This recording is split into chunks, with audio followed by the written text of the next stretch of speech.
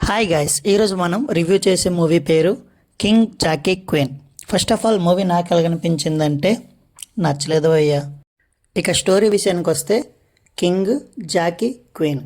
King అన్నది hero, Jacky అన్నది వాళ్ళ ఫ్రెండ్, క్వీన్ అన్నది ఒక యాక్ట్రెస్. వీళ్ళు ముగ్గురు చుట్టూ తిరిగే స్టోరీనే కింగ్ జాకీ క్వీన్. మూవీ స్టార్టింగ్లో ఇద్దరు విలన్స్కి అయితే హైప్ ఇస్తారు. హైదరాబాద్ని ఏలే ఇద్దరు విలన్స్. అయితే వాళ్ళిద్దరిని అంత హైప్ ఇచ్చేసి హీరో వెళ్ళేసి ఈజీగా ఒక విలన్తో కలిసిపోతాడు.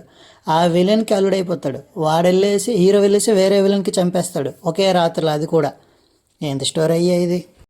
మూవీలో విలన్కి కొంతైనా హైప్ ఇచ్చినప్పుడు ఫైటింగ్ సీన్స్లో అతను రివర్స్లో ఫైట్ చేసే క్యాపబిలిటీ కూడా అంత ఇవ్వాలి, కొంతైనా ఇవ్వాలి. అది ఇవ్వకుండా మీరే వెళ్ళేసి డైరెక్ట్గా కొట్టేసి డైరెక్ట్గా చంపేస్తే అతనికి ఎందుకు మరి హైప్ ఇవ్వడము.